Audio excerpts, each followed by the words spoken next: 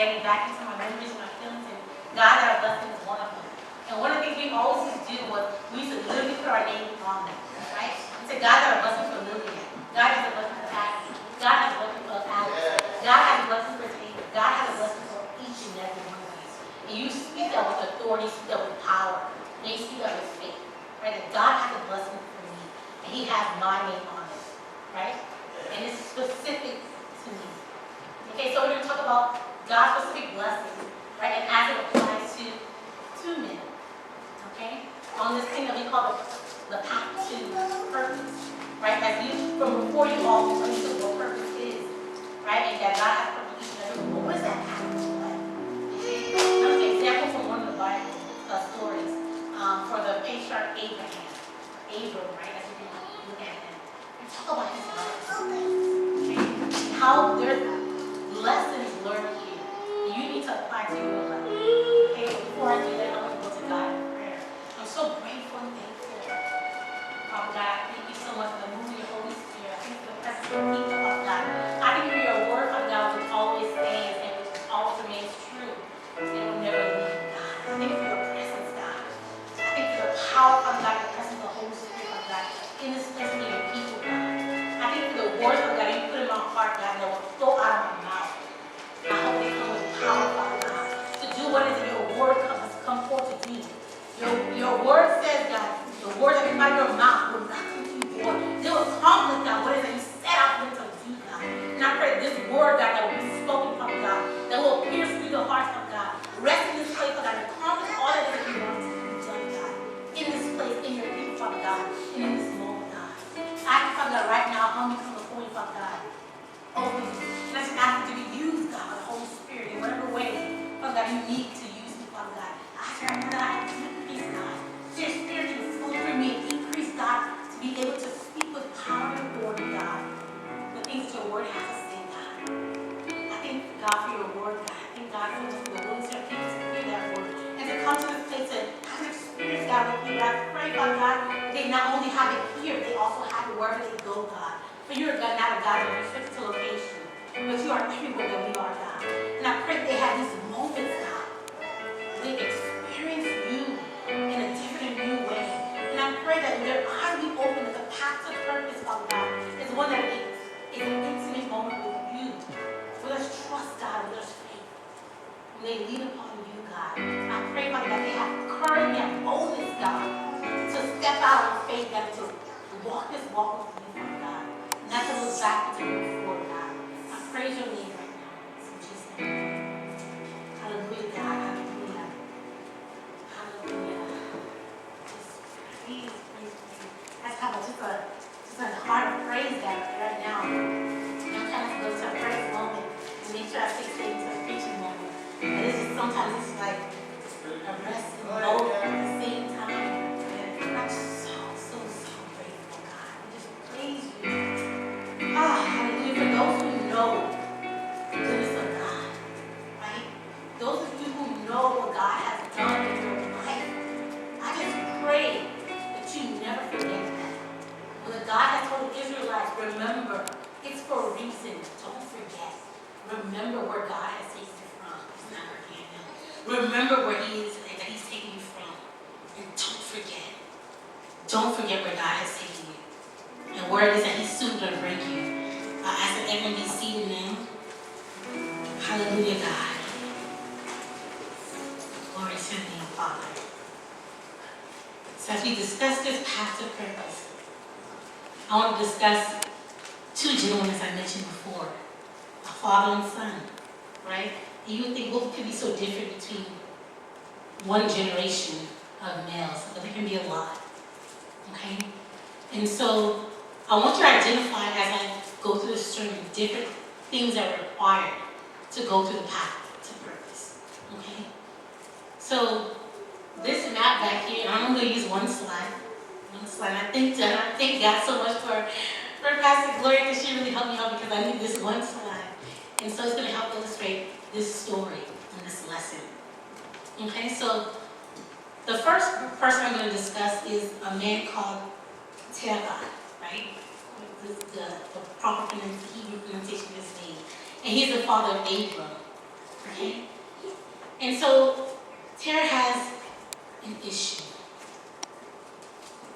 Terah has grown up in this place called the right, of Chaldees, okay, which is within the Empire of Babylon, in present day or modern day Iraq, right? For those of you who've gone to that place, a nice dry and dusty place, that is where this area is, okay? And is an interesting place.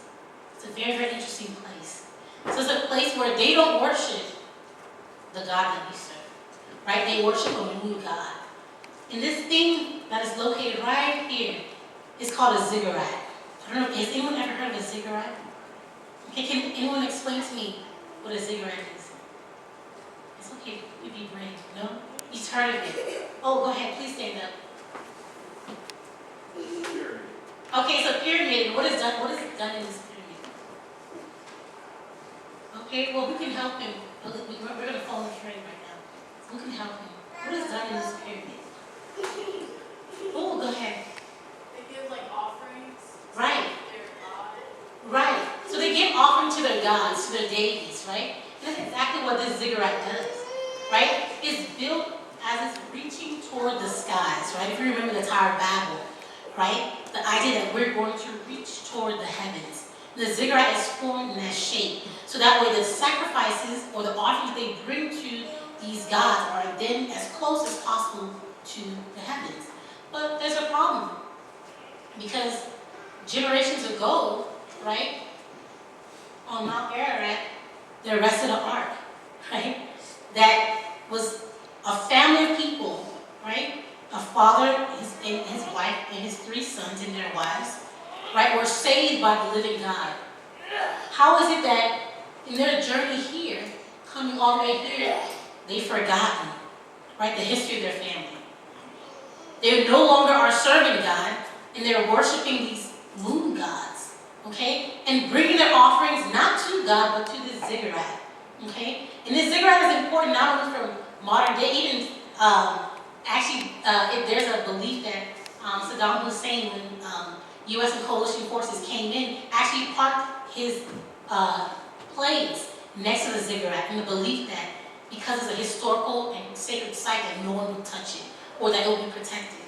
Okay, and there's many soldiers, even when I was deployed to Iraq, soldiers visited this site. It's a historic site, right? It's one of the oldest sites that's in Iraq at this point. Okay? And it also too, when we think about it, it has importance today. And so Terah is worshiping these gods. He's embedded within the culture of this place. You know, I'm sure he's not lowly. It's a place that has a lot of riches that are flowing in because it's where it's placed between the Euphrates and the Tigris River, so it's fertile. It's a fertile place that has a lot of food, has a lot of water, and it's providing provisions. So now no longer they're relying on God to provide their provisions or to be worshipped, they're relying on nature and these gods to do it. But over here, there's a group of people that attack this place. And Terah had no longer can stay. And in this attack, somehow, his last child, right, is lost, his son. Because he has Abram, he has Nahor, and he has Haran. Right, and Haran is killed. And Terah, we find later on, leaves this place. And the Bible says in Genesis 11 that Terah has left, right? He said when Nahor had lived, he's got in the wrong place, I apologize. Terah took his son, Abram, his grandson Lot, son of Haran, and his daughter-in-law Sarai, the wife of his son Abram, and together they set out from Ur of Chaldeans to go to Canaan, right? To go to Canaan, which is all the way over here, okay? So that's his goal. He's going to Canaan, taking this trek, potentially follow the Euphrates River and curve it, okay? But also in verse 31, it says, but when they came to Haran, they settled there. So we have a man that has an instinct to go to Canaan, but yet he stops in Haran, which is interestingly named after, it has the same name as his son.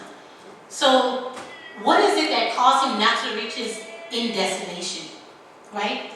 And so that he ends up stopping here instead of stopping here, okay? And then so, what do you think, right? Looking at this, what could potentially be the reason why Tehran doesn't choose to go to Canaan? What do you all think?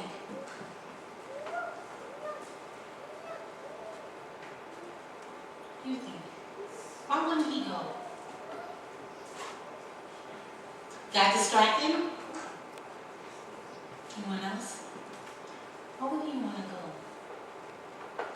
Okay? So it's a pretty long distance, about 700 miles, right? It's going to take you a couple months to get from all the way to Canaan. And so let's backtrack. So we have distraction and we have the miles, but let's look at some of the other things. So before Tehran leaves, he's already lost his father, who he lost at a very, very young age. This is a time when most men are living at least to 250 years or 400 years. His father only lives to 138, right? Which is already, we're wondering what is going on with his family. He loses his son, okay? He has to leave the only place that he knows that he grew up, okay? Because we have people attacking, and so he has to leave everything that he knows. And then he goes to a place called Haran, right? Which, interestingly enough, looks and feels the same way that does. They still continue their worship of moon gods. They still are blessed by their placement next to a river. And so, if I was Tehran, I would be like, why would I travel all the way to Canaan, which I don't know? It's an unknown land to me. Why not just stay in Haran, where I don't have to get out of my comfort zone? I can continue to grieve the son and the father that I've lost. I don't have to change my lifestyle. I don't have to do anything, right? And so Terah decides to rest in comfortableness and mediocrity, rather than pushing toward the end state, which is Canaan. And so what is interesting, though, also is that nowhere in here is God mentioned.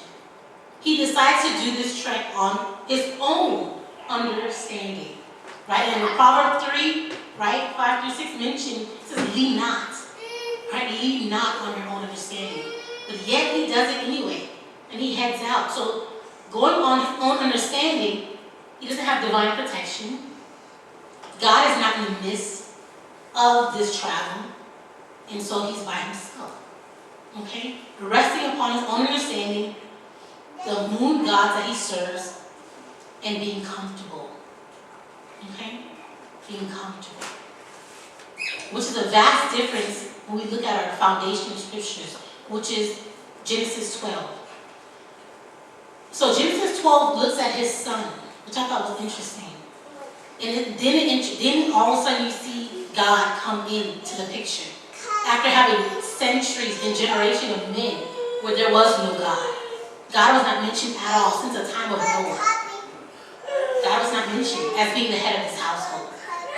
But now all of a sudden with Abram, chapter 12 says, the Lord had said to Abram. So I'm going to stop there. The Lord had said to Abram.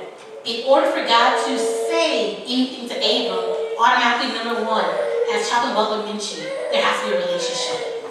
Automatically. So the path to righteousness requires that there has to be a relationship with God. As you saw from the episode of his father, no relationship, no divine guidance. You have to have a relationship. And also, too, he had said to Abram, go from your country, your people, and your father's household to the land I will show you. So God is asking him, I need you to leave. So the things that your father could not do, your father wanted to rest in comfort. Your father did not want to leave the place that he grew up in. He was afraid. He wanted to stay and be close to things that were comfortable to him. I'm asking you to leave all that. Sometimes on the path to righteousness, you need to leave the things that make you comfortable. You need to step out of that comfort zone. That is not what God is asking you. God is not asking for you to be comfortable. He's not. He's asking you to step out. And inherently in stepping out, that you're stepping into unknown territory. Right? Because if Abram knew how to get there and do it, he would have done it already. Just like his father would have done. But it's resting in the unknown. That is where God thrives. Because he gains the most glory from positions like that. And it draws you closer to God. Because you cannot lean on your own understanding. Because you don't know. You don't know what is there. You don't know how to get there. You don't know what you're going to encounter. Okay? So you need to leave. Let go of the things that you're holding on to. Release them. Because the very thing that you hold on to can be dead weight on your trek. Because it's going to become a burden that you have to carry. And there are times you cannot carry that weight. And God is asking you to remove it for a reason. But sometimes in our stubbornness, we hold on. We hold on to grief. We hold on to things of the past. And can't let go of it. And when we hold on to it, we get stuck in stagnation. Right? And stagnation breeds death later on. Terah died in Haran. He never made it to Canaan. Never made it to Canaan. Even though that was what he wanted to do. He never made it. Because he rested in what was comfortable. Unable to let go. Let go. Let go. If God is asking you to let go of some things, you need to drop it. Because he's doing it for your benefit. Because he knows down the line, something's going to come up that you cannot carry that weight. You will not be able to carry the weight. So you need to let it go. You need to let it go. Okay, so Abram had to literally leave the country that he knew. The people that he was accustomed to. Because he lived in Haran as well as living in Ur. And he also, not only that, he had to leave his family. The father that he grew up with. I'm sure the death of his little brother made him cleave even more to family. And God is like, let it go. I want you to leave them. Why?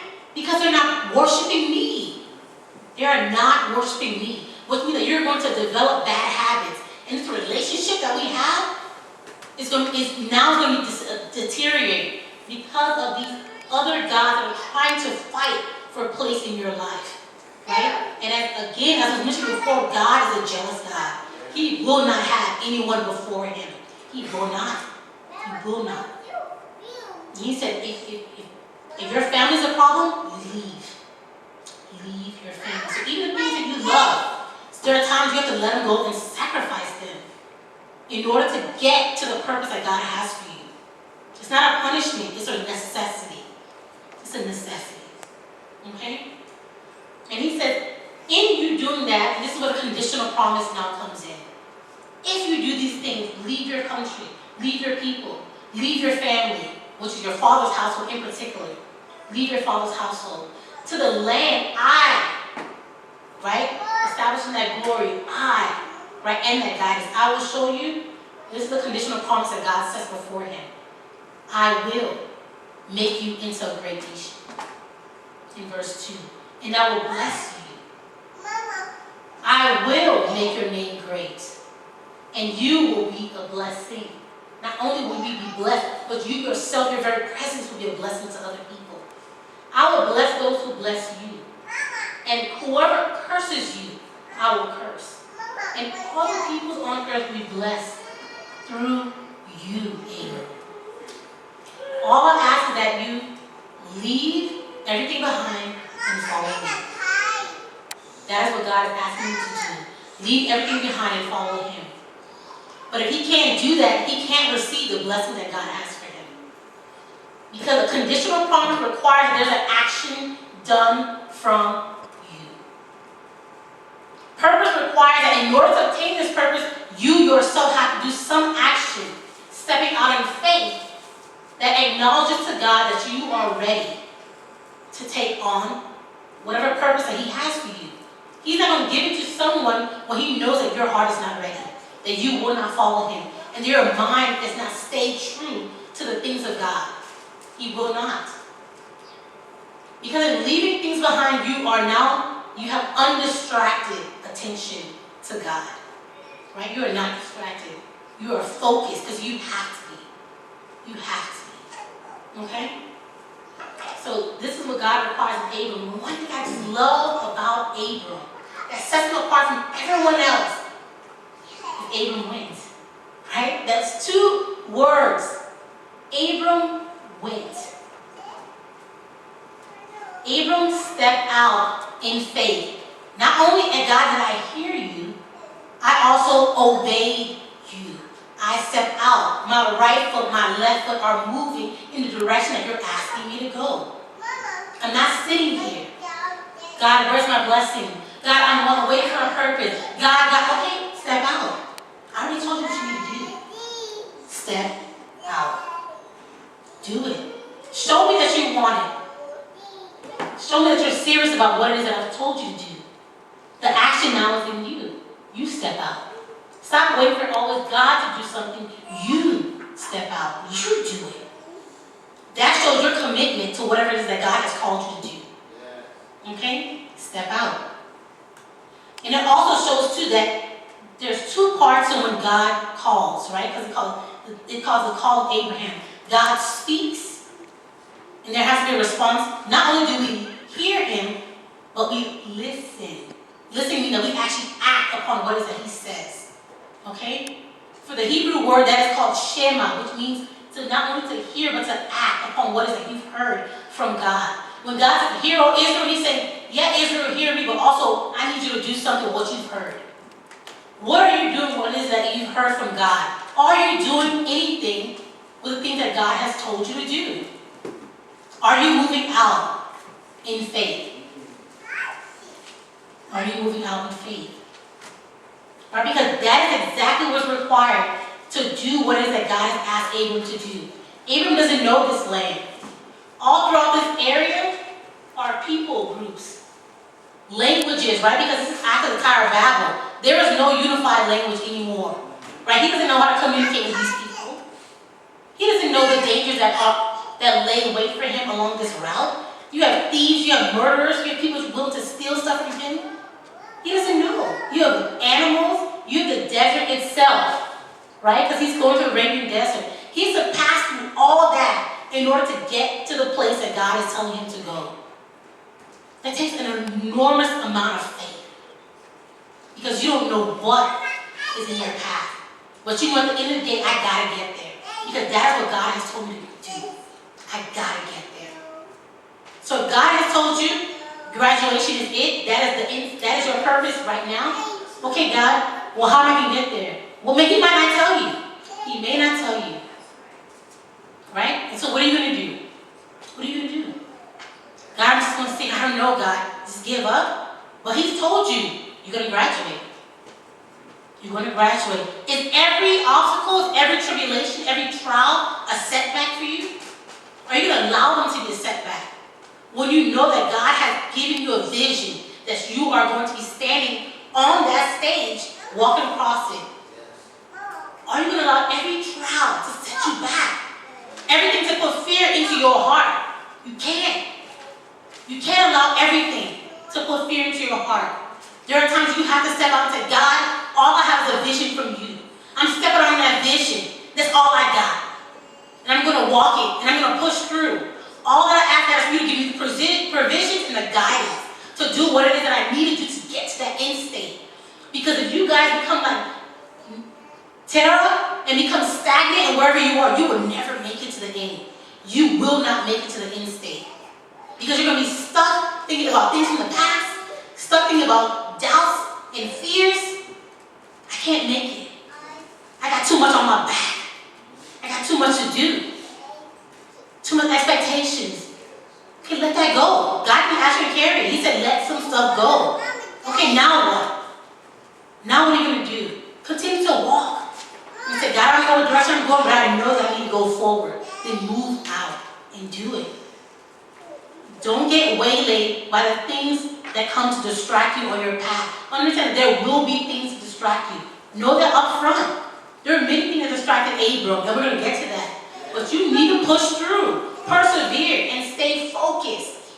Colossians 3 says, set your things on the things above. Set your mind on the things above and not on earthly things. There are so many things that exist in cadet land, right? That distract you guys. They're earthly. They have nothing to do with the things of God. We let the things that people say, the gossips that go on in the barracks, the distraction of friendship or relationships, the distraction of things that are going on in our home. Ask God to keep you from those distractions. Ask God, while I'm here, take care of it for me, God. Because I can't focus on that right now. I had to ask God to do that. I came to prep school, I had a car, didn't finish paying it all. Came to West Point, and I had this car payment. I was like, God, what the heck am I doing? I'm not supposed to even be here. Number one, I'm breaking the rules. I'm not supposed to be here with a vehicle. No, and number two, I have a debt that I can't pay, and I'm not supposed to even have that. And I'm stressed out because the pay difference from E4 to cadet is drastic. Drastic. For those who already know what I'm talking about, it's drastic. It's not enough to pay a car, let alone to eat off of. At least you guys get paid a lot more than I did back then. It's 10 years ago. Okay? And I had to be like, God, what am I supposed to do? But at the end of the day, I'm like, I gotta graduate. How do I get from A to Z? How do I do that? I had to say, God, fix it for me. I don't know how you're gonna do it. All I know is that my end state is to graduate out of this school so that I can continue to do whatever you want me to do as an officer. All of a sudden I get a phone call from my sister. Hey, I'll take the car from you, I'll pay it off. Not a problem, thank you, Lord Jesus. I had friends along the way, right, that were supporting me. I had friends that were like, God, Delva, you're so cheap. I'm like, I'm dying, I can barely eat, I can't buy soap. But I don't want to tell anyone that. I can't buy soap. Can't buy things to help myself. And I'm depressed, I'm sad, I'm like, God, what do I do? I'm like, why did I make this decision? But I stayed focused. I said, God, my grades are going down. I'm steady being distracted by this car, this debt, and all this other stuff. Help me to be focused. God, take away all this craziness so I can stay undistracted and be focused on what you have me to do here. I can't be distracted by all this other stuff. I can't. I just know me, God. I can't do it. I can't do it. And I know my expectation of myself. I strive to do the best I can in you, for you, because you brought me here. I don't take mediocrity lightly. I will not be a mediocre cadet. No, I'll be a mediocre soldier. But at the same time, too, I got this weight. I got this weight, God. Help me to get rid of it. And you know what? Focus on vision. Speaking what God has placed in my heart. God provided. God provided. Okay? Understand God's intent, understand God's vision for your life, and pray that. Because God himself is committed to that vision he's given you. He's committed to it. You need to understand, if God is committed to it, how then can I shape my prayers to get to that end state? God, this is my end state. This is what you told me that I'm going to do. This is the vision you've given me. I pray now for everything else that can come against this vision to be removed from my life. Okay? Separation from the people that distract you, from the things that distract you, and keep you off focus. You need to let those things go. And trust that God will provide. Trust that he will provide. I'm a living testament of it. I'm not going to preach or say anything in front of you that has not occurred in my life. Right? Sitting in those seats. Okay? I'm letting you know. So we're going to go back to Abram now. So Abram had to take all that he had, all of his family, and he had to leave all that he knew to go to this promised land. And along the way, right, he had enemies in the land. The Canaanites were there. They never went away. Your enemies will not go away. Okay? They won't. Sorry, they won't. The backstabbers, the backbiters, all those people, they will be there. Just know that they will always be there. No matter what stage, the higher the level you go, the more you will encounter. To whom much is given, much is required. Okay? So again, if you're not ready, be careful about the prayers you pray. God, I want to be so great. Greatness takes a lot. For Abram to be great as God, and God called him to his greatness, for him to be great, Abram went through a lot. On this path to this path to purpose, to be a great man of God, great woman of God, understand that you will have tests and trials. You will have people who don't agree with you. You will have people who don't like you. Even at this stage in my career, I have people who don't like me. But as I told you guys before, my testimony prior to me getting put on the selection list, I had people who told me you're not going to make it. And I said, the devil, I rebuke you. I rebuke you. I don't receive that in my life. I don't. And I spoke that. And I tell myself all the time, I rebuke that. I don't accept it. And I don't have to. Because I know what God has spoken to me. And I know what it is that God has promised to his children. I don't allow anyone to speak stuff into my life that I don't know aligns with what God has said about me. I don't. Ever since I put that, I was like, nope, I don't allow it. Because in receiving that, we talked about the heart and the mind before, in previous sermons. In receiving that, you accept and you limit the potential that God has for you. By receiving what other people say, it's about receiving what God has for you. You serve a limitless God, but yet you're receiving junk from other people that limit your potential. Why? Why? He's called you to higher and bigger things. Why would you let someone who doesn't even know you, doesn't know your potential, and doesn't know the plans that God has for you to speak lies into your life? Why would you allow that? You speak against that. You said, God, I don't know what it is that they have, what bad that they have, but I refuse to accept that from me. I refuse to accept that from me. Your word says, I am the head and I'm not the tail. I'm above and I'm not beneath. I don't care what my grades say. The grades are not indicating the potential that God has in you. I'm just going to say that out front. And I know I'm an instructor. I got that. But I also know, too, that the disciples were unlearned men who did marvelous things before a great God. I don't care what your papers say. I really don't. Because I know the ability of the God that I serve. And it's in him that I put that trust. I know that he can take any unshapen clay and mold it into the very thing that he needs to fulfill his purpose. You have to be willing to receive and say, God, this is me, but I know what you can do. Not resting upon what you think you can do. You know what God can do. And that's what Abram had to do. He could not limit himself. He said, you know what? I may not know a lot, but I know the God that my ancestors served. And I know that he's the God that's able to do great things. A God that's able to save a family when he flooded the whole world. I rest on that. I rest on that. And I'm going to go forth with a little bit of faith that I got. I'm going to march on and do this thing. And see, is he going to give me the things at the end that he has promised me? Right? Test me in this, God says. Test me in this. Be bold and walk out and say, God, you said it, I'm resting on that. I'm going to trust you in this. And I said that to God. Okay, God, I'm going to trust you in this. I'm going to test you in this. And I'm going to step out and I'm going to do it. And I'm expecting at the end of this thing that you are going to give me what it is that you promised me. And God is a faithful God. He's a faithful God. Okay? And he's done exactly that. Exactly that. So again, the path to purpose requires faith and trust, not in yourself or your own abilities, but in the abilities of the God that you serve. Okay? The abilities of the God that you serve. Don't put faith in your own abilities. You put faith in limitless abilities of an omnipotent and omnipresent God. Okay? That is who you rest on. Right? That's what David said. God is his refuge and his strength. Okay? Now he's looking at himself. He's looking at the one that cannot move, that is unchangeable, that never changes. I rest in that. Abram rested in that. He literally rested. He placed the welfare of his family, his brother's son, on the back of God and said, God, I trust you. I'm leaving all that I know behind. And I'm stepping out. In spite of the enemies that I face, I know that you're going to prevail. You're going to allow me to prevail. And again, on this journey to faith, God provides provision.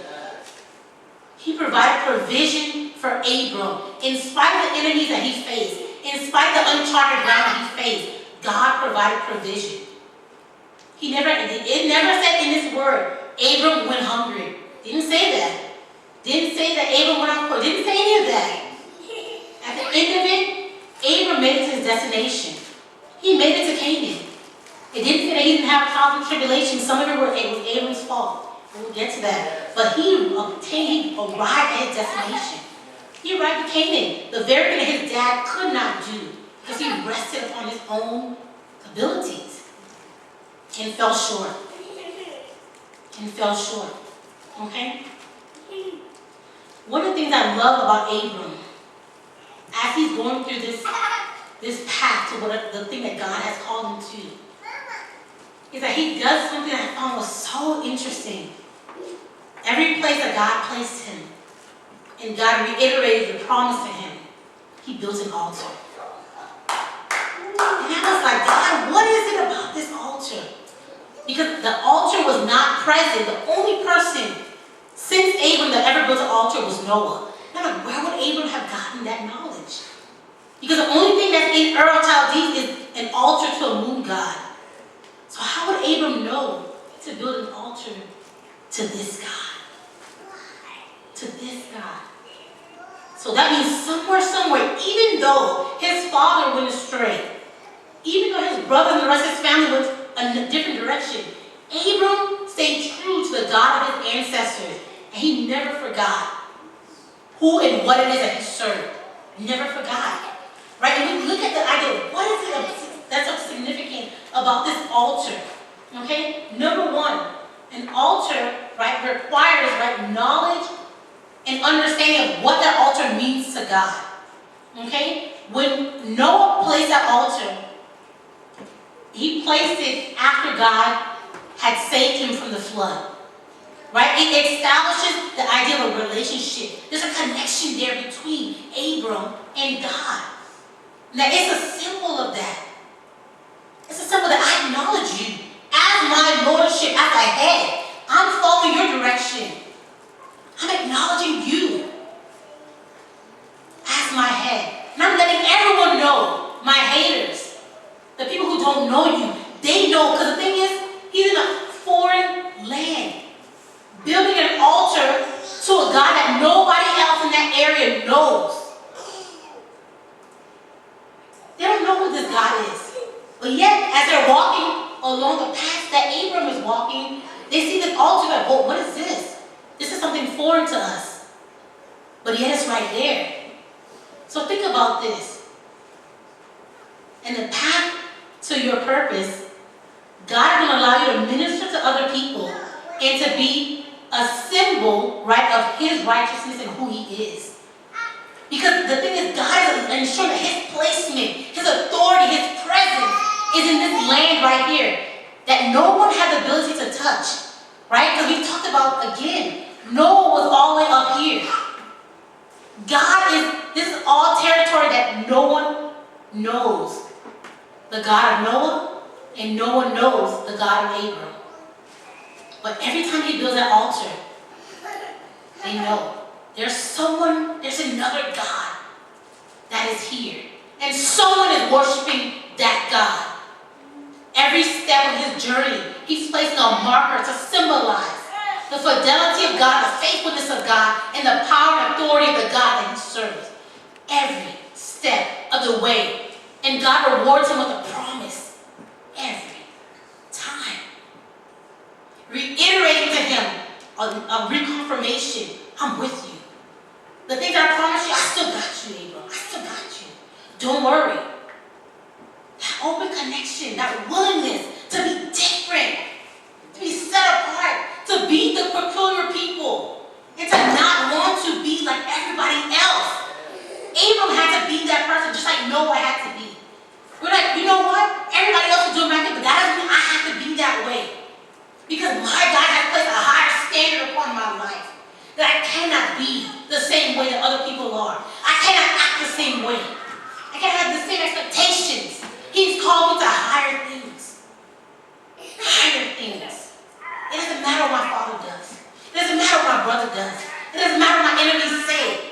It doesn't matter how bad the chart looks or the path looks. My God is there. And he is faithful. He's a faithful, faithful God. And every altar that he places shows the faithfulness of God in his life. It shows the faithfulness of God. It requires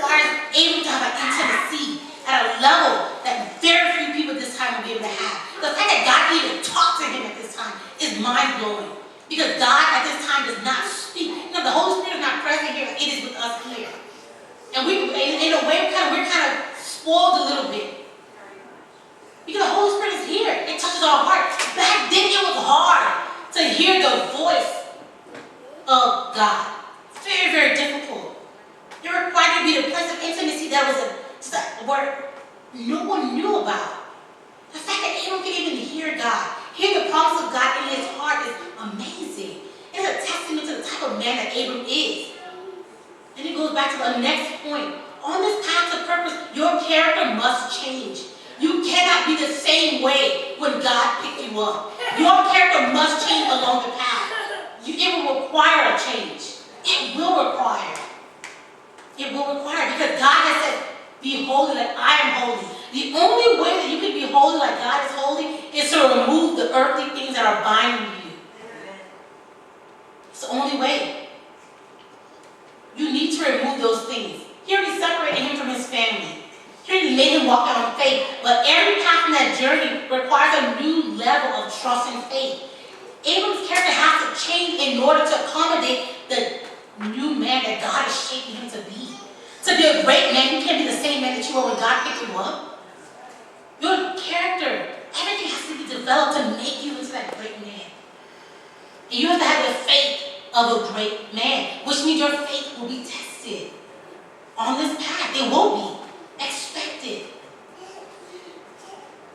Come with a boldness and say, oh, God, I know that it's coming. Holy Spirit, prepare me. Teach me. Show me how to get ready. You already know what's coming. You already know. Anticipate. Prepare.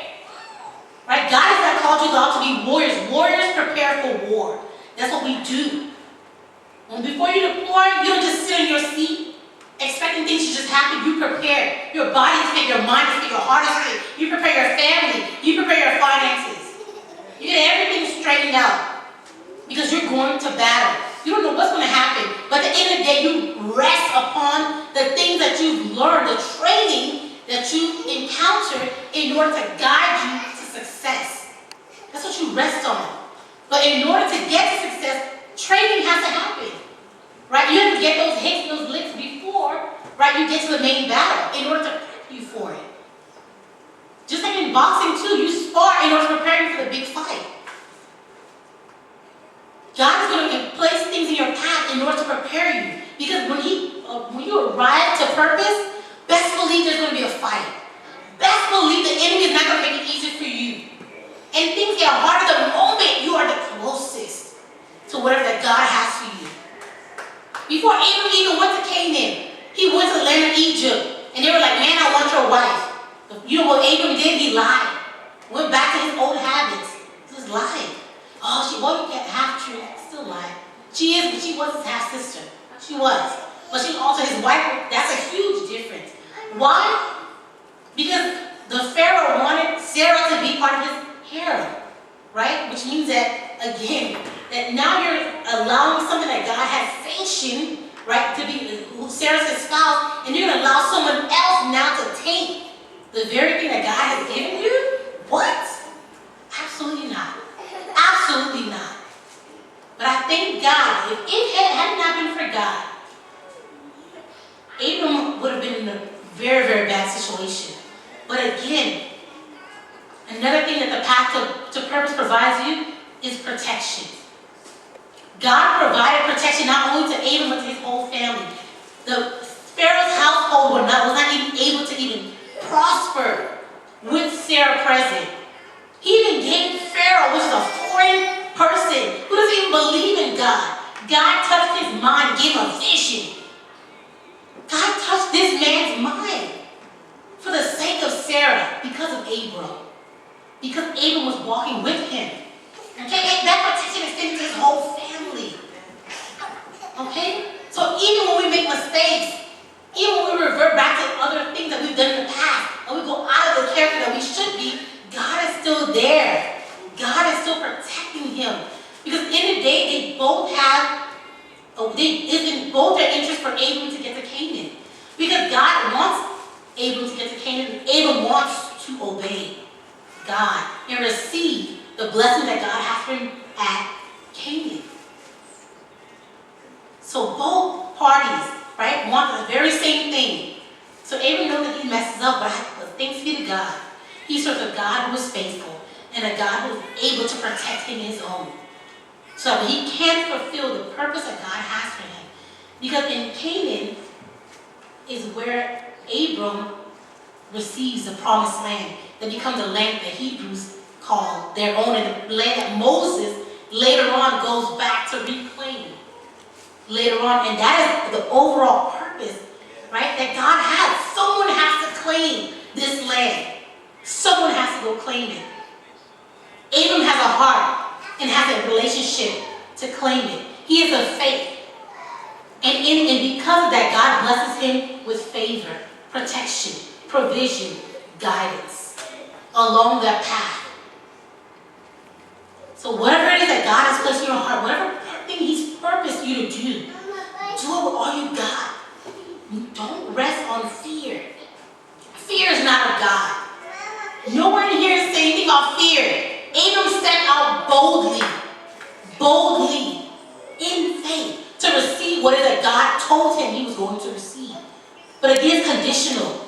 If you don't step out, you can't get it. You can't get it. You have to step out. You have to be bold. And you have to trust. Otherwise, you can't receive this great blessing. Okay? And don't be afraid when things start slipping away or things start getting separated and the people in your life start going away. Let them go. Let them go. If they're meant to be in your life, God will turn them back. God will turn them back to your life. There are some phases in your life, some stages that you cannot have the people from your path going along on the ride with you. They can't. They cannot go. It requires you and God. Even Lot, after Abram reached Canaan, God was like, he has got to go. As much as you love him, he got to go. Why? It's an issue of room.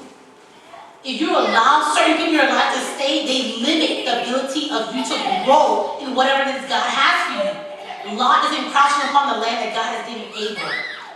He's like, go this way. As soon as Lot leaves, God blesses him and he gives another promise. He extends the reach of his land and he says, your people will be like the sands. Like the grains of sand. Again, obedience. Willingness to remove the things that encumber him. To receive all that God has for him. Again, relinquish fear.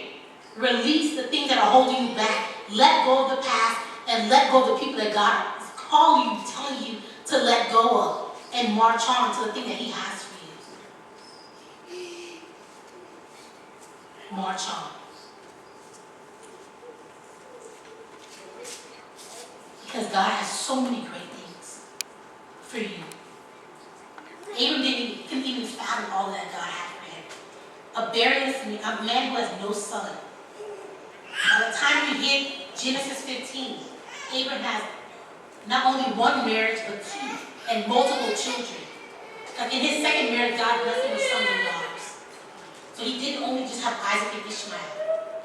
Again, we don't know all that is that God has for us, but if we go out in faith and trust that God has it on this path, there's so much that God has waiting on the other end for us. So much.